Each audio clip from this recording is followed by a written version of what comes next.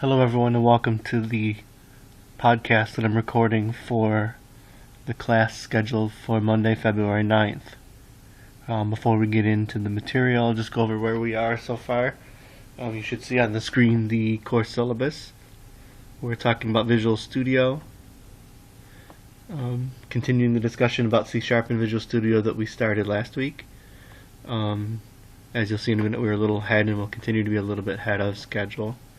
We'll meet back up on the 16th, which is next Monday. And then we've got a couple more weeks before spring break. So this is the course moving forward. I'll have more announcements next week when I'm back regarding the quiz, when it'll be handed out. As I mentioned, it's actually 2 quizzes, but I'm likely to hand them out as one take-home assignment and give you quite a bit of time, maybe 3 weeks, to complete them as an independent study on your own time. We'll get started in just a second here. As you already know, because you're listening to this, I will be putting up the sessions that we record on iTunes. I figured out you can get to iTunes recordings through the desktop. I was unable to do so through the iTunes U app that I downloaded on my iPhone. I actually don't think that's possible. I think you have to go through the desktop and log in with your UB IT account. To simplify matters, I'm also created a YouTube channel. Search on Greg Coniglio, SUNY Buffalo. I'll be uploading videos in the YouTube channel as well. I'll be uploading them to both places, so you can check wherever depending on your preference. The one thing to be aware of on the YouTube channel is my other class, GEO481, will be on there as well. So make sure you're reviewing GEO555 sessions.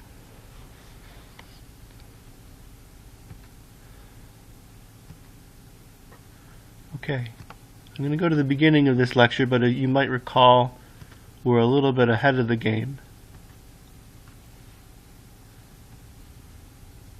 So I'll just quickly go through the slides that we already talked about on the 2nd of February, even though they're part of the February 9th lecture. So it looks like we're going to go slightly ahead of schedule on this, at least so far, on the curriculum to date. And I said that's hard to predict. It depends on classes. Sometimes we're a little behind and catch up.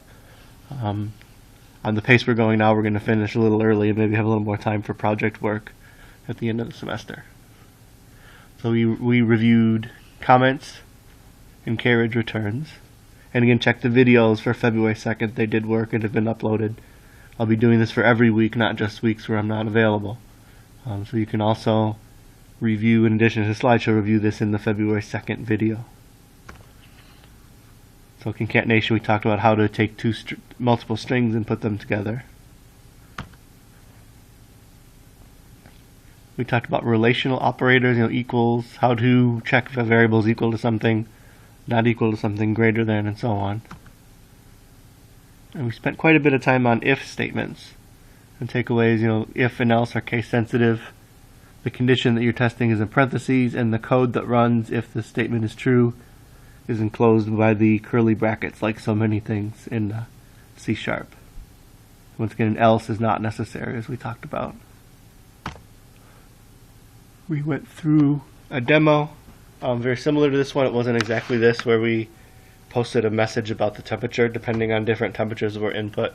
This also gave us a chance to learn the message box and input box functions in Microsoft Visual Basics library. And we started to talk a little bit about events like the click event, and we'll pick up that in a minute later today. So here are just some examples of an if-else statement in C#, and again we did this live. We also went through how to add our reference. By default, the Microsoft Visual Basic reference wasn't in the project that contained the message boxes that we wanted to use, and we went over how to add that. There's more examples there of if-else. We spent quite a bit of time because if-else is a pretty important thing that's used all the time in C#. We also saw, here's 3 of them, we use examples even more. You can have else-ifs. So if the first test case is not true, rather than going right to else, you can test a couple of other things first in order. We also talked about a switch statement, or what would be called a select statement in Visual Basic. And once again, the switch statement takes the value statement. There's a space between switch and the parentheses where statement is. That's not necessarily clear in the screen here, I'm noticing. So it takes this statement and then evaluates it against the cases, and then different code can run depending on whether that value is what statement is. So I think we did countries, but a very similar example again. We set our variable to Buffalo, did a switch statement, and then based on the variable my city, a different message box showed what county it's in. So here's a simple example of a switch statement. And again, default is what's run if none of the cases are true. And you like an else statement, like an else statement in if, you don't necessarily need a default if you don't want to use a default. Okay, here's a screenshot of using default. That's where we left off.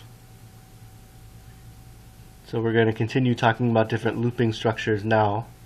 So this is new material.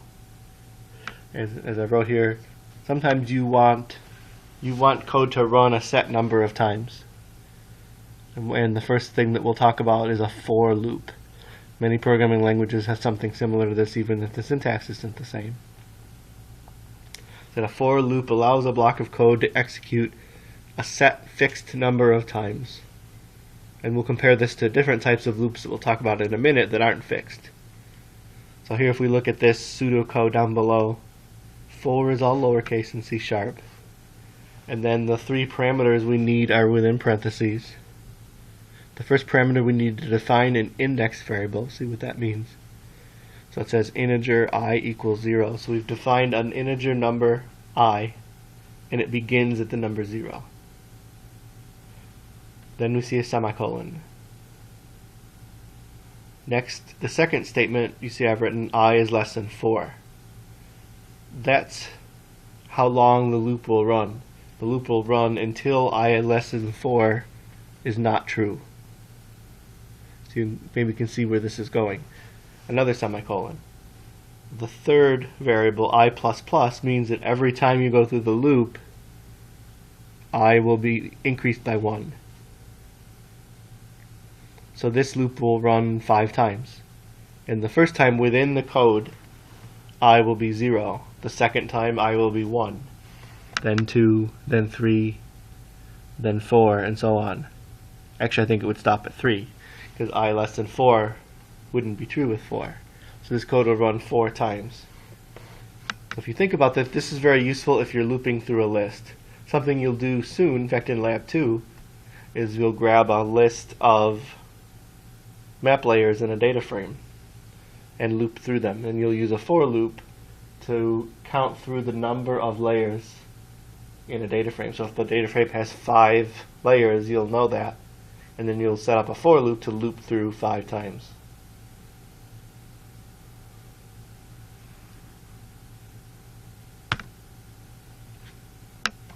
So on this screen, here's writing out the code that we just talked about. You can see the for statement there. And the code is within, the code that runs with the for loop is in curly brackets, just like everything.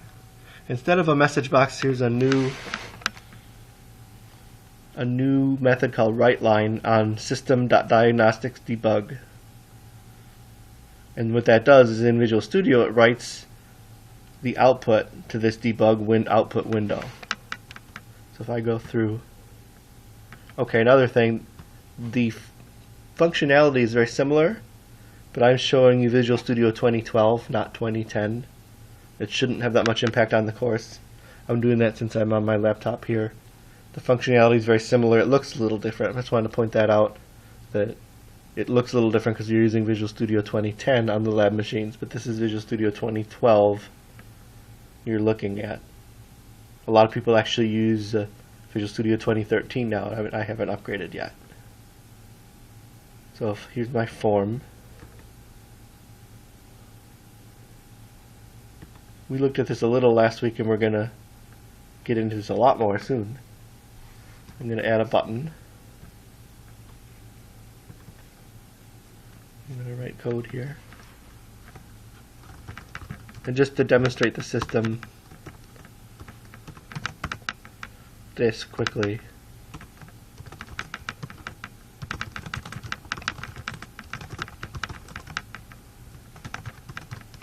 I'm going to write one line to the output window.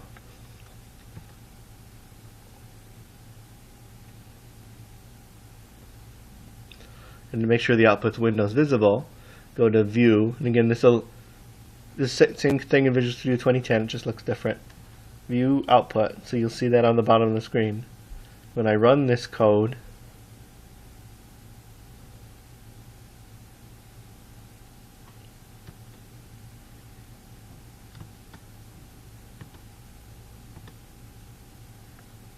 it should show up.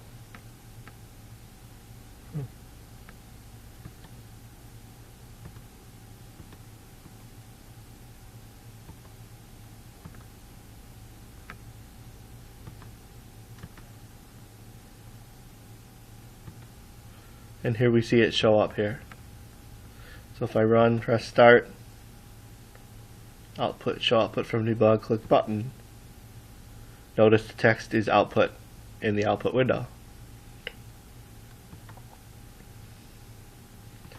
So let's just write out quick conceptually what I'm talking about.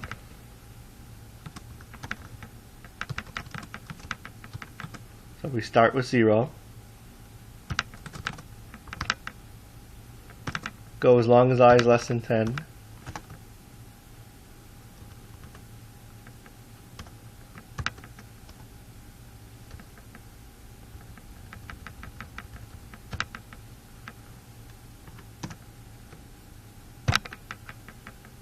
So here's our pseudocode. Start at 0, I is less than 10, and we'll increment 1 on one number every time.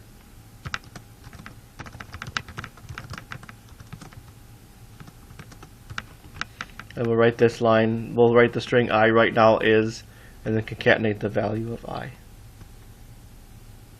Oops. Try that again.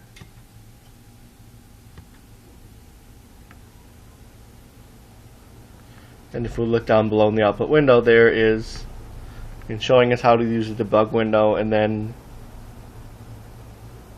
the 10 times the for loop runs.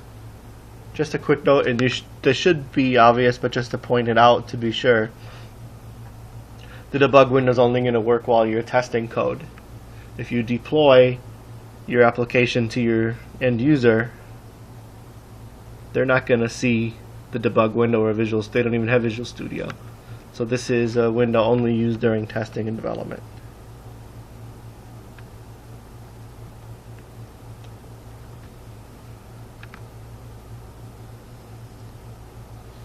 The opposite, say we're counting down. In this case, we're starting with 5, going until I is greater than 2. And then I minus minus, the increment changer, that means I will be subtracted by 1 every time, instead of the plus plus where it goes up by 1.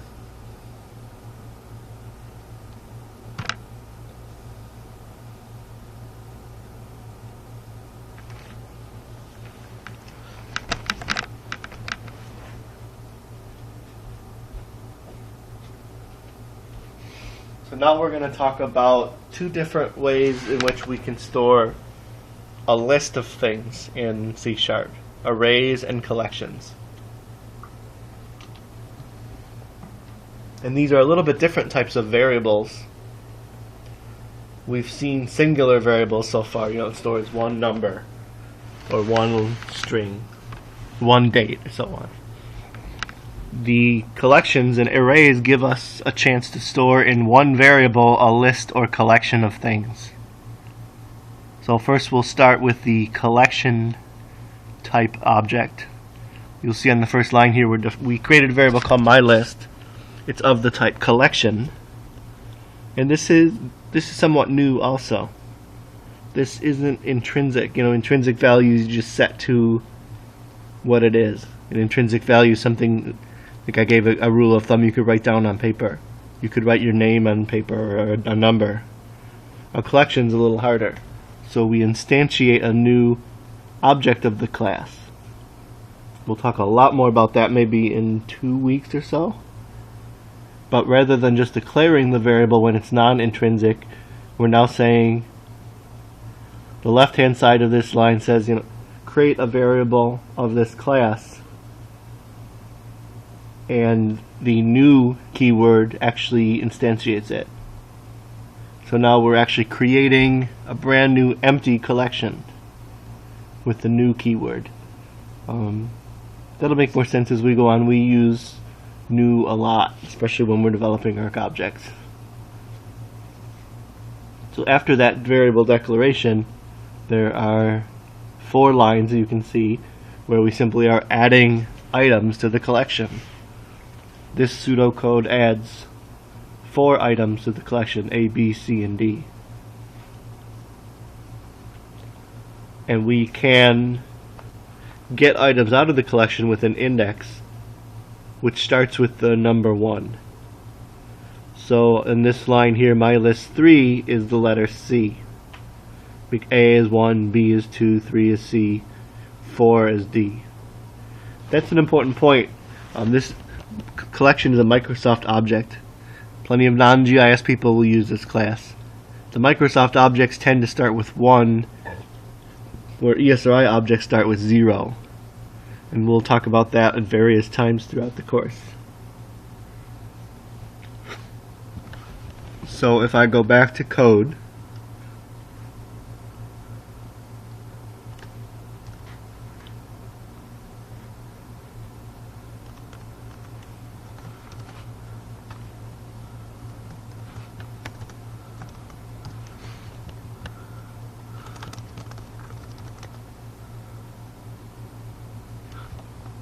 this is a fuller example, no pun intended. So if we say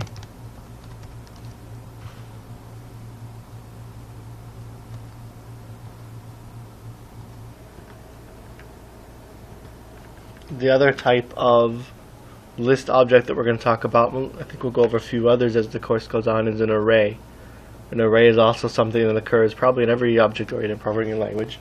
Same concept as a collection. It allows you to store multiple values in one array, one list, one variable. Excuse me. The array allows you to store much more complex features beyond the scope of this course. A matrix of arrays, for example, or a multi-dimensional array where every object in an array is its own array, and so on. We're not going to get to that level here. One major difference, the array starts with 0. So remember, with the collection, the third value was C. Here, number 3 in the array is D, because it goes 0, 1, 2, 3. Note how it's defined, a couple things different that makes this an array versus a regular string variable. When I declare the array, see the empty square brackets next to string. This means my array will be an array type object that will contain a list of strings.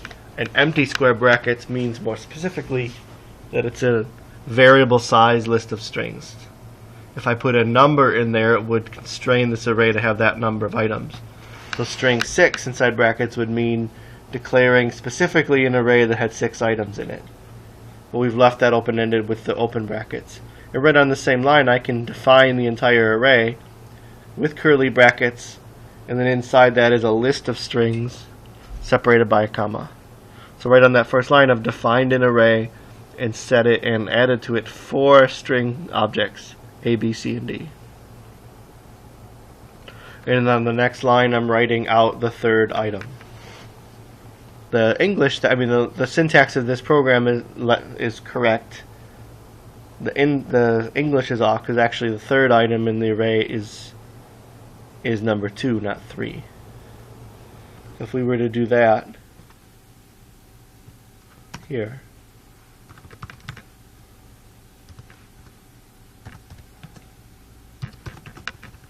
so I'm going to use the square brackets.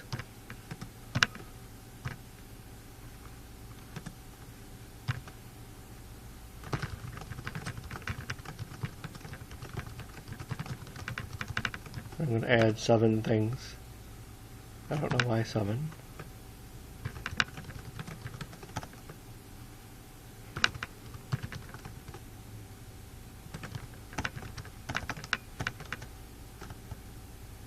If I can type. So I've added 7 countries, I think.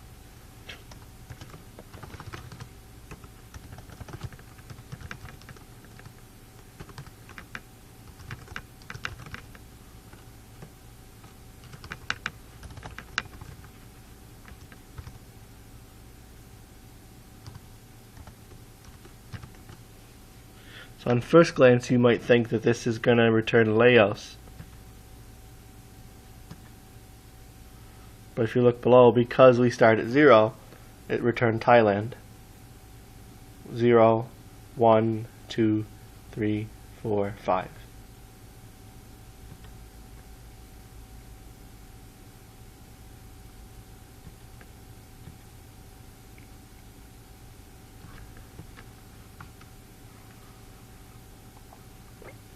So in conjunction with the array, we have a specific type of for loop called for each, one word, and then we have a var variable that kind of lets us not define a new variable without specifying a particular type, and then the keyword in, and then your array list.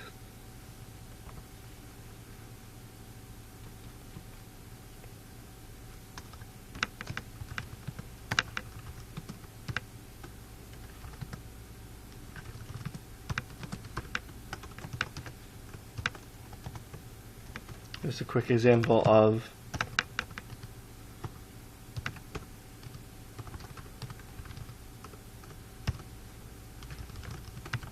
a for each loop.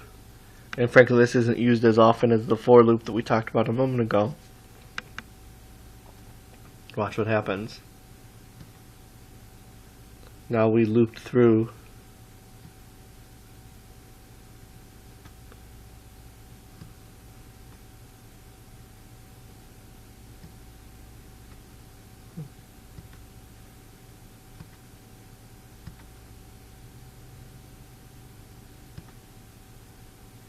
oops.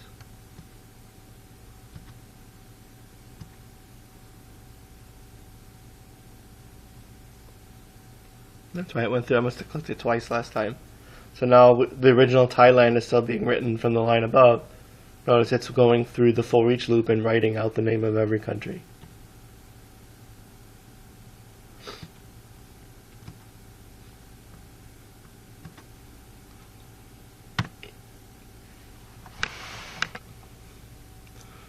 The slide here also has an example of a for each loop.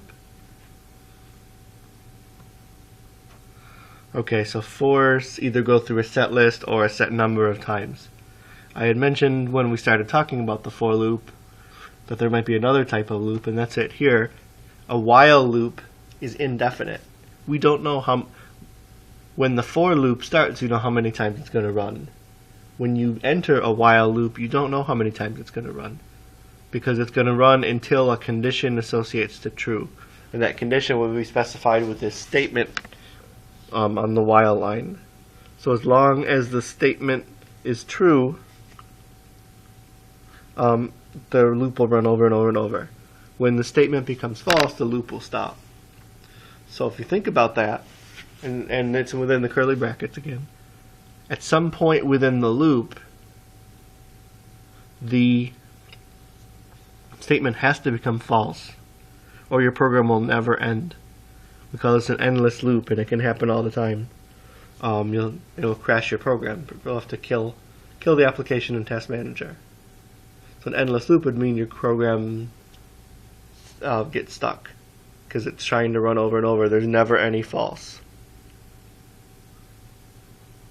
So make sure when you write a while statement that somehow, while it's being executed, the statement will become false and the loop will stop, so you avoid an endless loop. This will come up a couple other times, and I'll mention it repeatedly just because I think it's very important.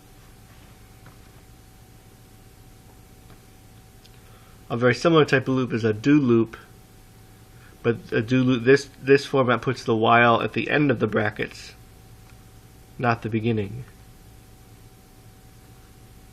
So you would use this type of loop when you want it to run at least once. Frankly, I haven't used this very often. In the original example, in theory, this loop could never run.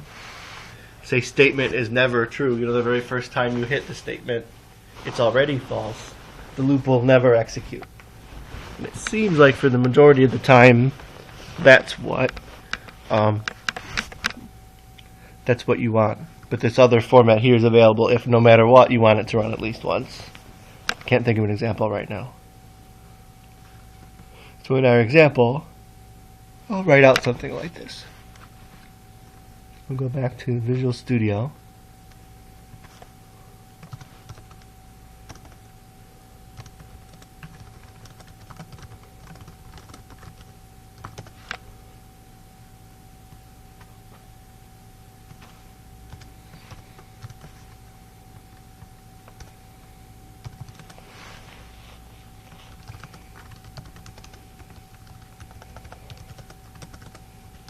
We're going to find an integer a. It's going to start with 0. And I'm going to set a statement. So everything within these brackets will run as long as a is less than 5,000. And since 0 is less than 5,000, it will run initially. But something inside the loop will need to, at some point,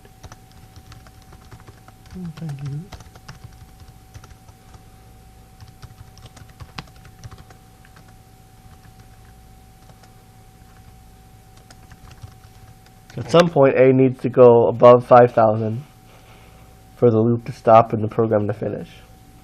So again, don't ever forget to add that. And the way I'm going to do that here is I'm going to, each time, increment a by 109. I'm going to write that out to the system diagnostics debug. Oops.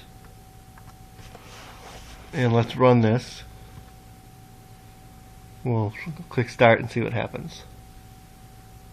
I'm going to expand this. It ran a fair number of times. A went up by 109 every time, so you see 109, 218, 327, and so on. The number continues to get bigger. Notice this very last one, 5014. So to follow what happened, in this line, A became 5014. It wrote out the line, end bracket, so we went back to the beginning. Suddenly, A is not less than 5,000. 5014 is greater than 5,000, so the while loop terminated and the program continued. So there's an action example of a while loop.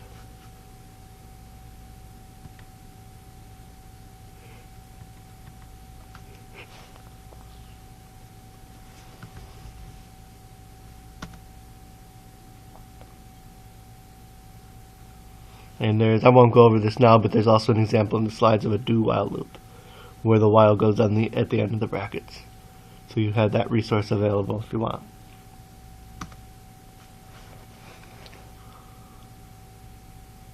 Okay, this slide has a bunch of different things that we've talked about.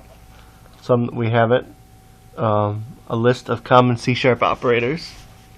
And you can get this and more from this website here that I've pasted. Let me click that and see if that's still available.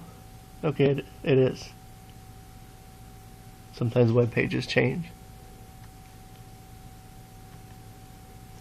So just to go over some of these, positive increment, negative increment we just talked about a couple minutes ago. A plus on the end of an integer variable adds 1 to the value. So if f was 5, f++ will convert 5 to 6. F minus minus would change the variable 5 to 4. We just talked about both of those in relation to a for loop.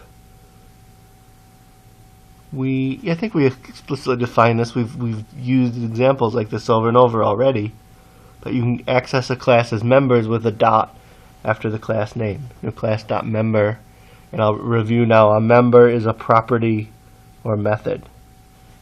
We talked about the difference between properties and methods a few times.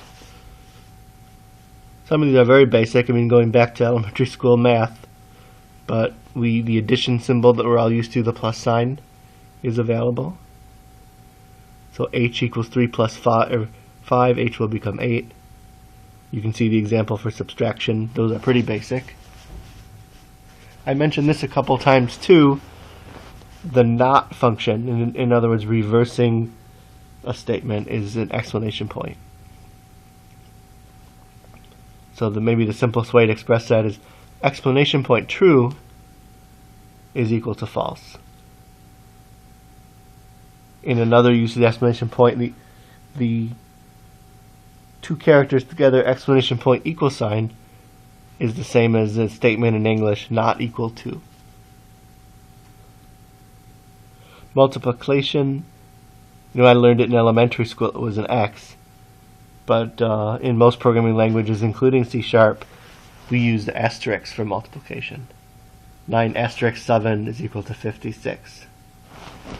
Division, instead of using the division symbol that I learned, because there's not a division symbol on most keyboards, it's a /. So the example 30/3 is equal to 10.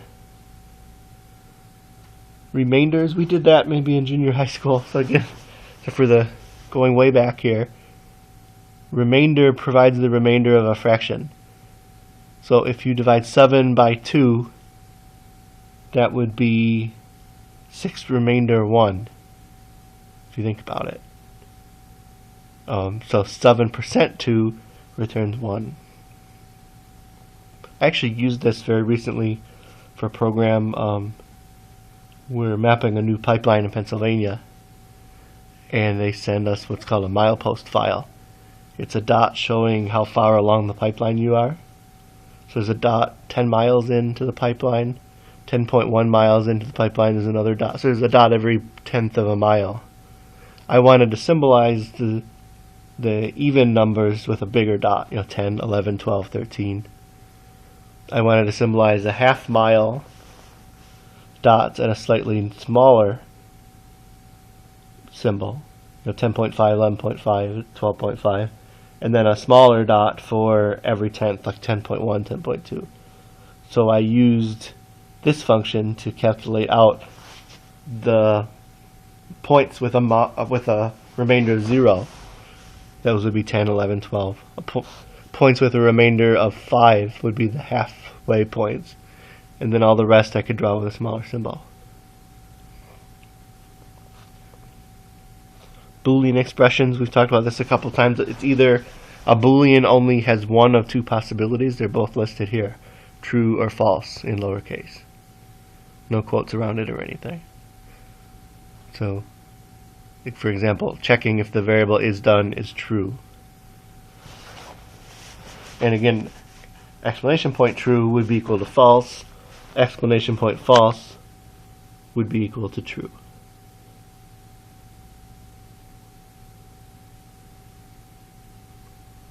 If we're doing numeric comparisons, comparing two numeric values, these are, I think, you'd use anywhere. These are not limited to C#. These the typical greater than, less than, or greater than, equal is just what it seems like.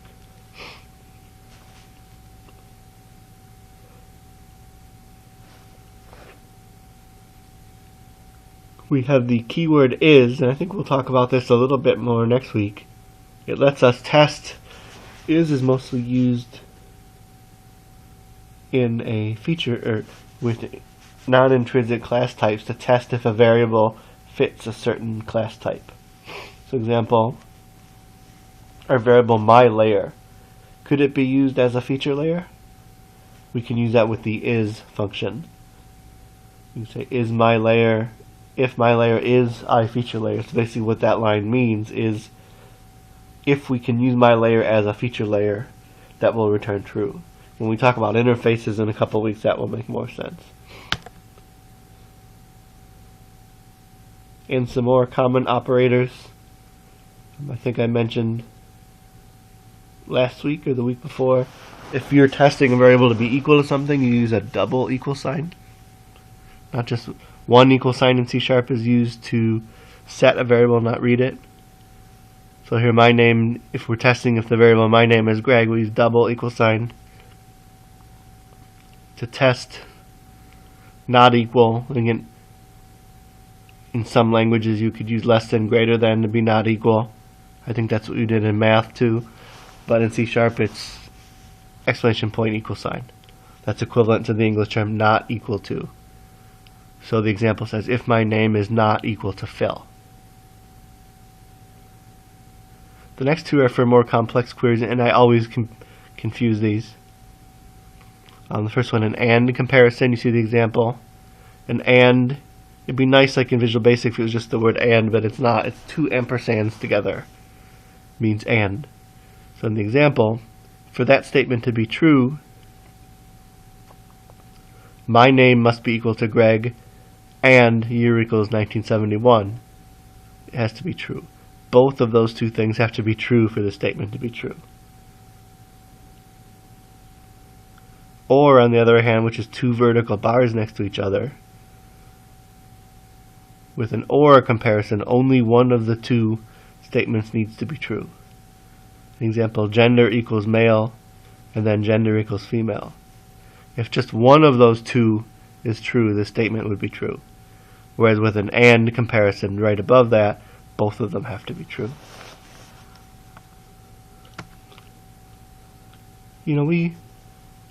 This is a review. I'm pretty sure this slide was in 2 weeks ago. But a handy tool in C# is the try catch block. This is useful if you have a piece of code. Yeah, this was in when we talked about numbers. If you have a piece of code that you're especially concerned about, maybe it relies on user input that could be incorrect. Code that you want to run a little more tentatively, you can use the try catch block. So everything, say that there's code that's not in a try block. If an error happens, your program will just stop running. With a try block, you get a chance to recover from your error. So within try, we have that line, my number equals convert to double. And maybe if this is coming from a user, they'll put in a text, a letter or something that can't be converted to a number. That's going to cause an error. Rather than just bombing out your program, we can attempt to recover from the error using this catch. And so if the code under try causes an error, the code under the catch block will run. So here we're just warning the user they didn't enter a correct number, and return ends the program. In some cases you might be able to recover and then continue. Other errors might be what we'd call a fatal error, and we can't go anymore. If we want to do something with a number and a person puts the letter G in, the rest of the program is moot and we end it by hitting return. Try blocks are very handy in avoiding potential problems. One of the most important things you'll do as a developer is anticipate all the things that can go wrong and try to head them off before they happen.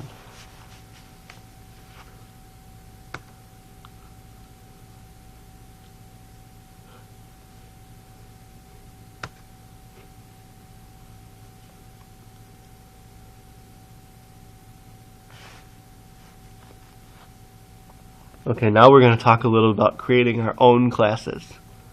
We've learned about intrinsic types or primitive types recently, like strings, integers, doubles. We've talked a little bit about non-primitive types, different types of classes like feature layer. But we're also going to review a little bit how we can create our own class. And I would say in general, the average C# programmer does this more than we do in ArcObjects. In fact, many C# programmers would do this all the time. And there's new tools like Link to SQL and so on that let you do this much more easily, but we're not going to cover it all in this course.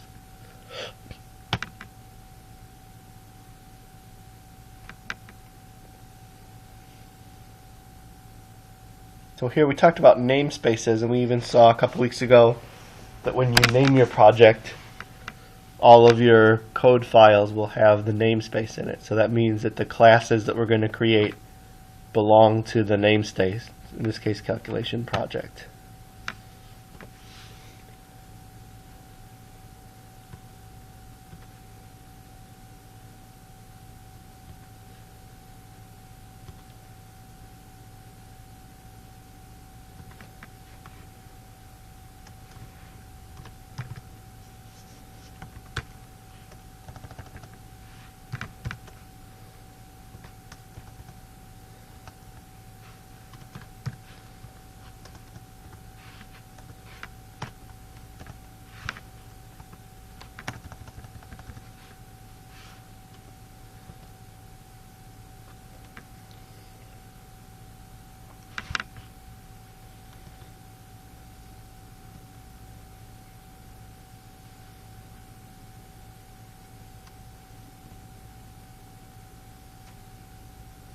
I'm going to add a code file where we're going to add new items.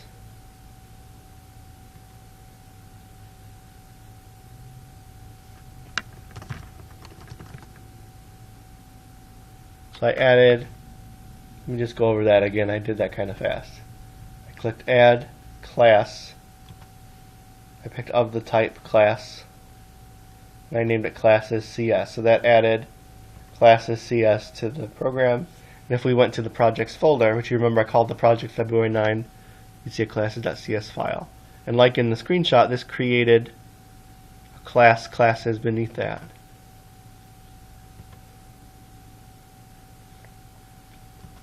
So I could actually create another class within here, and we'll mimic what's in the slides. I can create a class called student. The customary practice is to capitalize the class.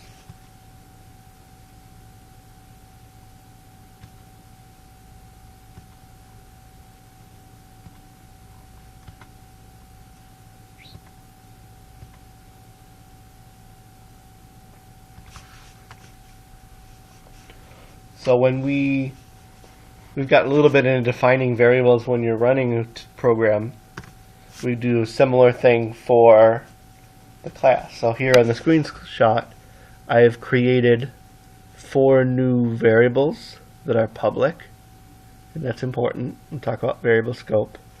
So what I've done is created 4 properties of the class student. When you look at this, these are 4 things that we might describe a student with.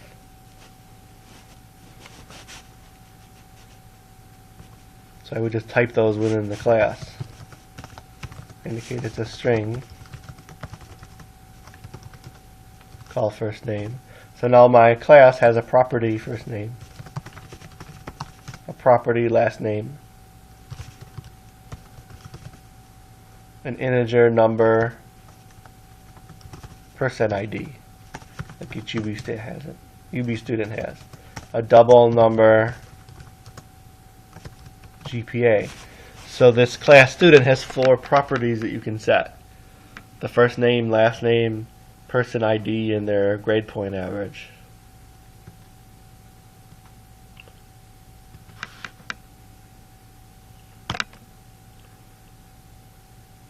So now if I go back to my code, I can create a new instance of the class. We talked again, another review about objects versus classes. A class is an abstract representation of something.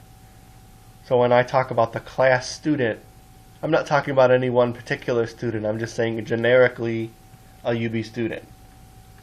When you create an object of that class, you're actually referring to a specific student. And you'll see this new designation again. So in the code here, I've created a new variable called new person, and it's of the class student, and with a new keyword I'm going to create, it's kind of creepy when we're talking about students, I've created a brand new student. Maybe it's a new freshman coming in. I've created a new object, so there's an actual object of the type student now, and I've assigned the 4 properties. Looks like in the screenshot here I left off a semicolon.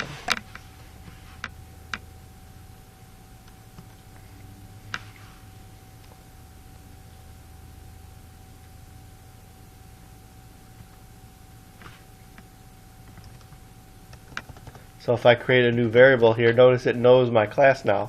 Just like we could do integer string, I can now say student, and the autocomplete knows it.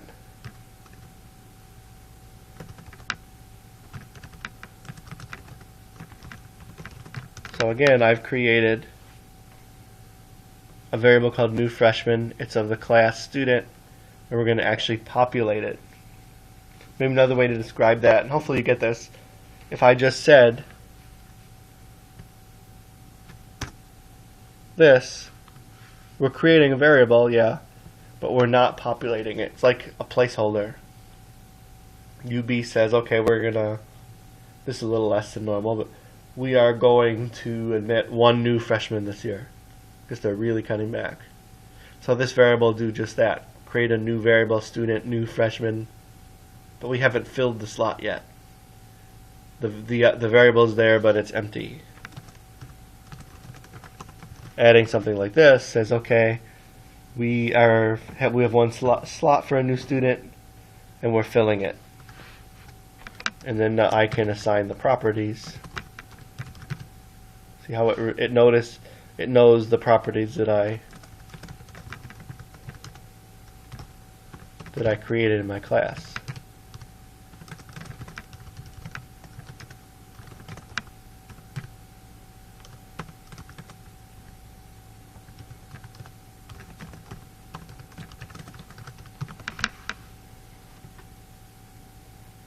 So our first exposure to creating a class.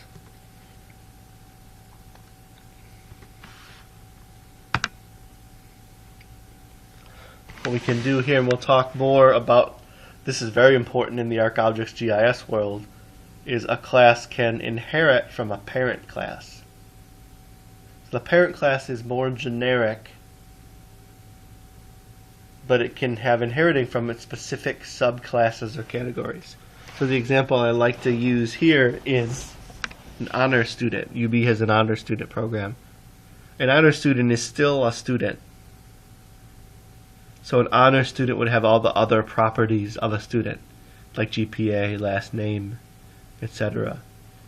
But honor students may have specific additional properties that only honor students have, like honor student ID. And so to define that a class inherits from another class, when we define the class, we add a colon and then the parent. So we have a class honor student, we're defining colon, it inherits from student.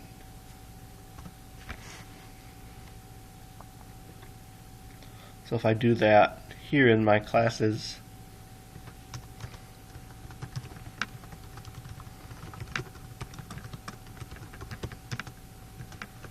I've done just that. The class honor student inherits. So I don't have to type first name and that all over.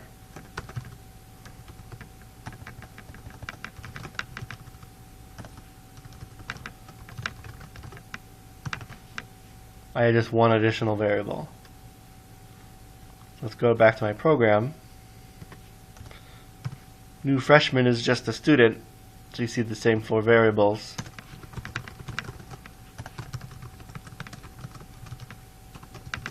When I define a new honor student, you will see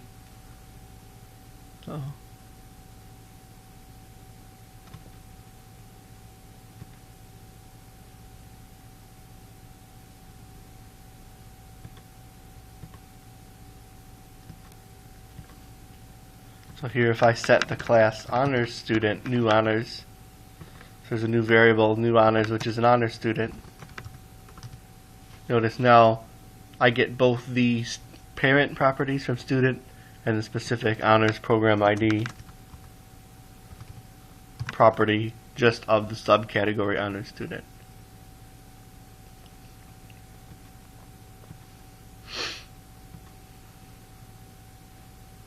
And the screenshot shows the same thing. Okay, we're going to review a little bit about methods, as we talked about a little bit on February 2nd. A method is a set of code that executes for a specific purpose. Methods can be within a generic code file or associated specific with a class. So we talked a little bit about void. Public versus private. The public category here means that you can run this method anywhere in your project. We'll talk a little bit more about scope later. Void means the method does nothing. I think I did mention this last week. We're telling this method to do something, it's going to go do it and not return anything. So the void means nothing is returned. I think I used a method could be that I could give to one of you is, I need to mail this letter. I'm leaving town. Here's $5. Take it to the post office. Don't bring me anything back. You're just mailing the letter. That's a void method. It just goes and does something. And after the method name in parentheses, we have arguments. This information that we pass into the method to help the method run properly. And then we have the curly brackets in code like we've seen before.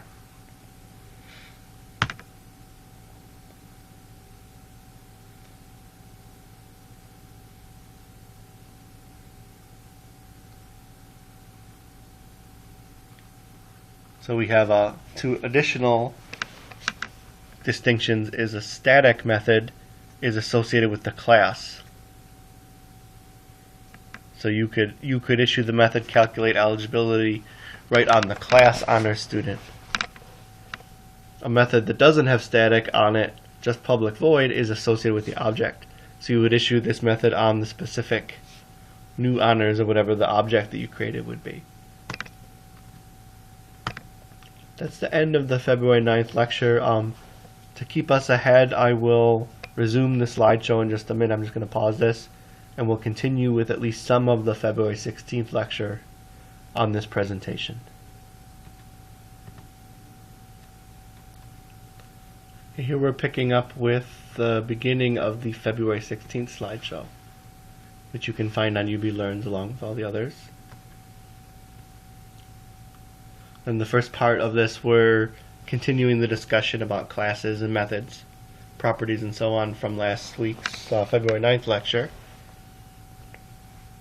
And now we're defining how we set up arguments for a method. We talked about public void, and then you indicate the method's name. The method name should be something that makes sense, for readability of your code. If your method converts Fahrenheit to Celsius, why not call the method convert Fahrenheit to Celsius? You'll make it readable. Some methods require arguments. We mentioned this right at the beginning of the class, I think, in fact. So in this example, this method requires 2 arguments, and in C# we need to define what the arguments are. It's not enough to say here's 2 arguments that are being passed into the method. We need to say whether they're strings, numbers, and so on. And you'll use arguments quite a bit in the first lab. So an example of passing an argument, I've got a method here called handle name. It accepts one argument called inName, and if you notice, I've defined inName as a string. So this screenshot also shows an example of calling the method handle name, which I'm doing from above. And when I'm doing that, the way to call a method is very simple. I just name it, handle name, and then I pass in the argument.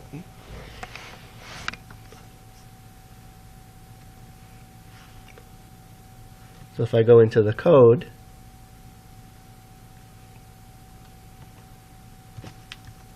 I don't need this anymore. I'm going to write a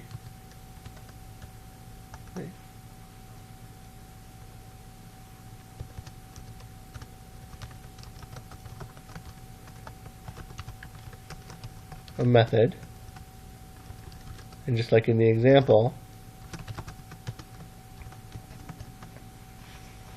I'm going to have it accept one string argument. And this is just something, a naming convention I use. I don't think this is a standard, but I sometimes prefix it with it in. So within the method, I know that it's an argument that had been passed in.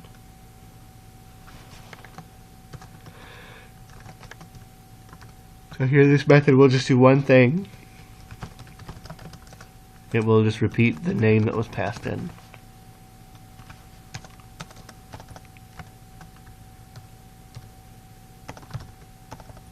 I didn't call it. What did I call it? Repeat my name. So notice repeat my name shows up in the autocomplete, and if you look here, it actually tells you the arguments that you set up.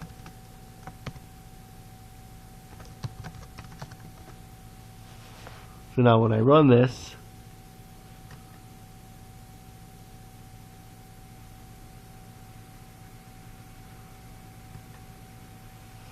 the name was passed into the method and it was run for there.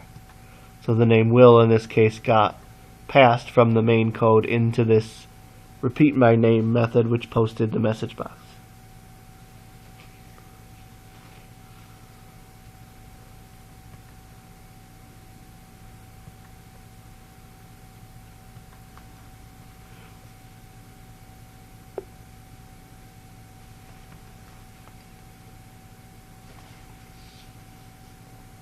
we're going to talk a little bit now about methods. I gave the example of a void method, like going to the post office, where it just goes and does something. You can also program a method, and some will call this a function. In Visual Basic, that was the official term. A function brings something back. And my example would be to ask one of you, to go get me a hamburger. I'm hungry again. So if there was a method, get Greg a hamburger, the argument would be I would pass you money. You go get the hamburger and you return a hamburger. So the type here would be the hamburger. So instead of void, this keyword indicates what will be returned, what kind of object is coming back.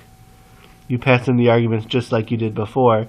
Another new thing now is we need a statement return within the code. That really shouldn't have that shouldn't be commented out like I've shown here. I shouldn't show it like that. So the value, the statement that's after the statement return will be what's passed back. So this is the value. Here's the actual hamburger.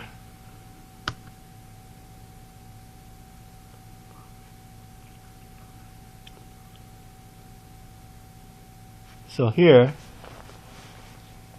I have a function, a method that returns a value below here, and it's a miles to kilometers conversion. So the method accepts a variable in miles, which represents a number representing miles. It converts it to kilometers here, and then returns the kilometers back.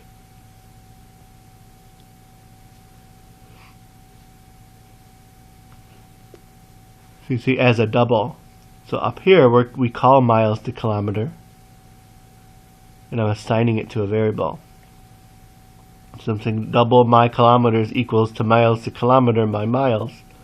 I'm passing my miles number down.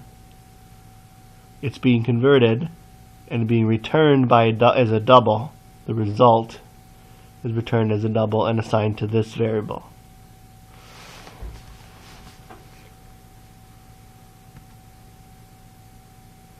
So if I create another new method down here,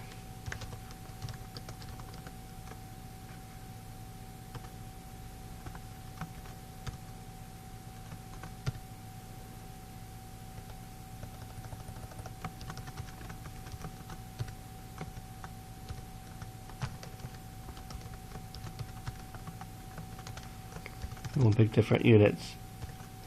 And notice, for brevity's sake, I'm not adding error checking that I should.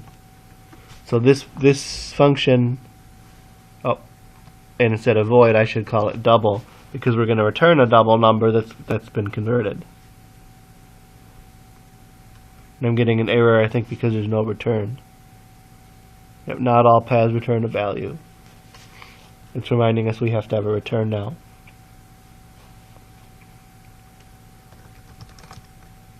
And I could actually do this in one line.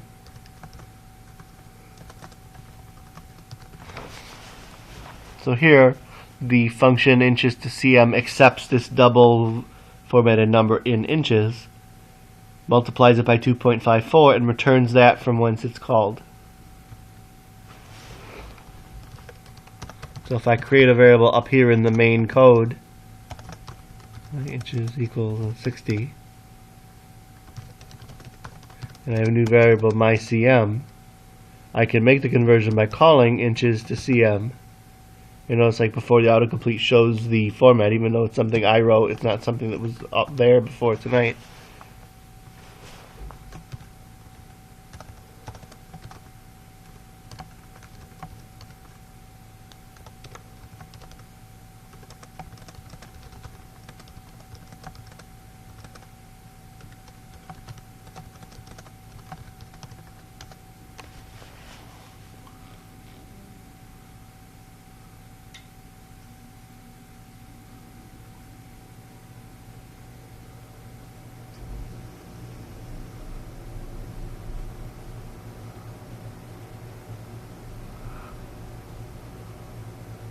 So here, let's look at what this does.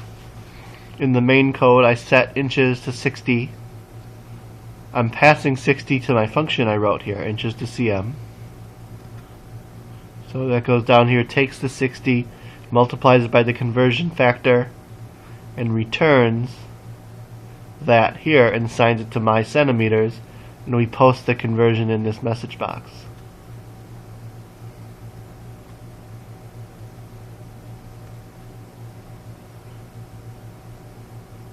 And so there's the conversion. And just to review, notice it happens when I click the button. Look where this code is up here. It's within the button click event. So just to review that quickly as well. So this is our first function, a method that actually returns a value.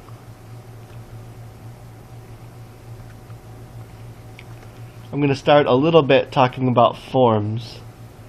We'll continue when we're in person on the 16th. Some of this you've seen just from what we've put together. But forms have a design page and a code page in Visual Studio. I think I showed you this, but I haven't formally introduced it as a slide until now. And then a form has controls. You see on the left here, the controls are how the form interacts with the user. And there's a control toolbox by which we add stuff. So if we wanted to add a new form to our project, we right-click the project, add. We did this earlier tonight, but we picked a class, if you remember that. Now we're going to pick a Windows form. And that gives us a blank template. And then the toolbox icon here lets us add these things to the form. There's some common controls here, but there's hundreds of other things. And the toolbox only shows if a form design view is active. So if you have code or something else open, the tools won't be there.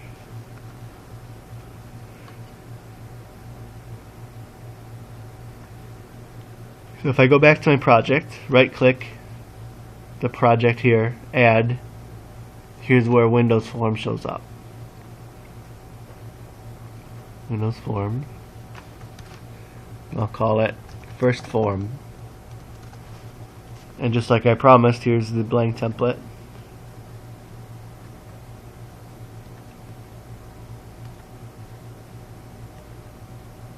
Oops.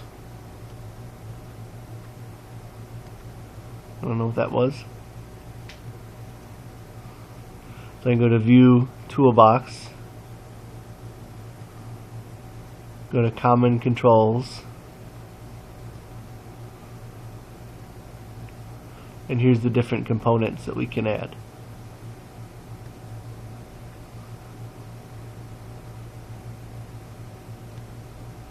So I've added 3 controls that are a button. We'll talk about some of the different types of controls mostly next week that I've added to my first form. And just to review here, if I open First Form CS, this is the design view. I can also right click and say View Code or View Designer. So this is the code that defines the form. And here's actually where we lay out the design using the designer. Like I mentioned a moment ago, notice the tools disappear when you're in code view.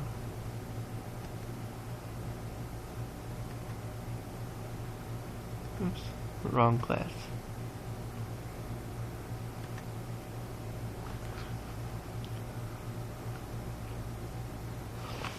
There are a lot of properties associated with both the form and any of the controls that we add.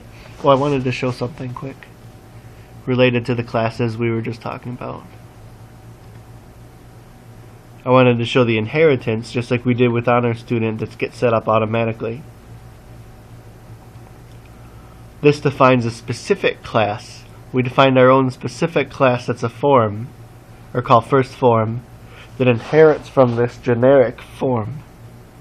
What that means is there's a generic class form that's under the Microsoft library that defines a Windows form, but we're creating our own special form, first form, that's a subclass of form.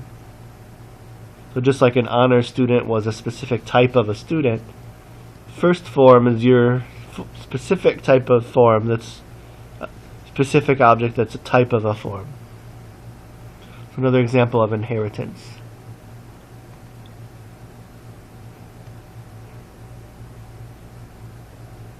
And so I guess I wrote that on the slide too. The namespace originates from the title system Windows forms.form.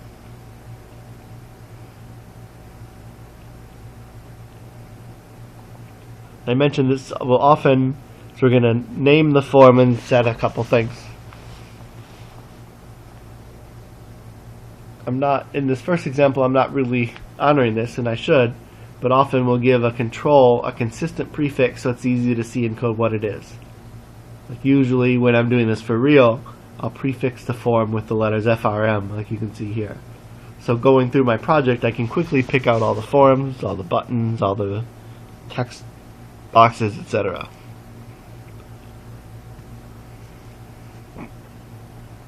So if I go to my designer, it's already here. If I close that, I can, with the form active, hit F4 or right-click Properties. These are all the properties about a form, and there's a million. Some of the key ones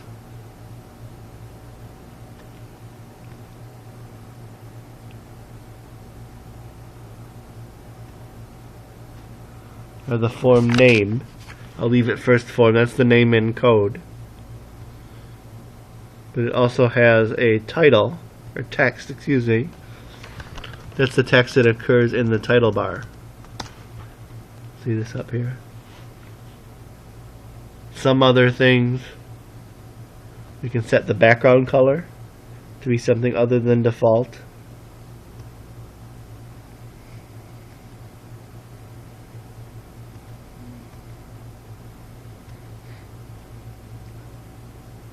And so on.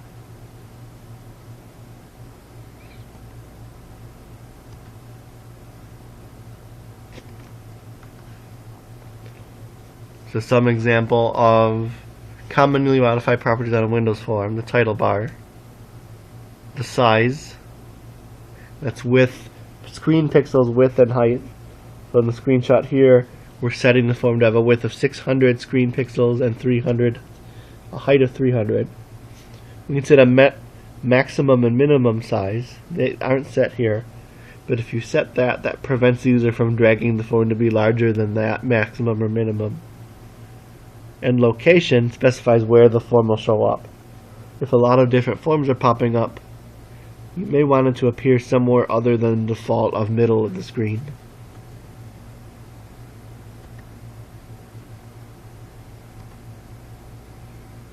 So that's form 1, or it's popped up over there.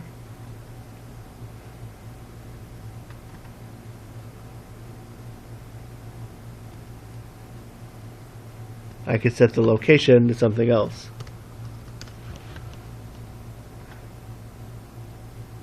Notice it popped up in a slightly different spot.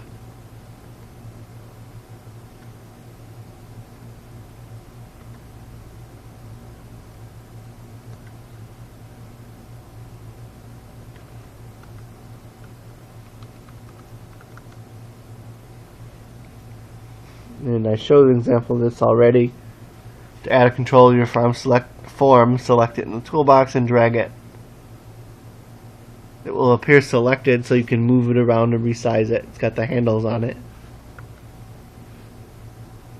And so on.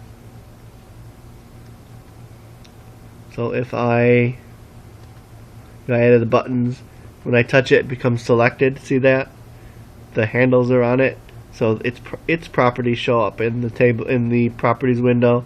This also gives me a chance to move it to a new location, change its size, and so on.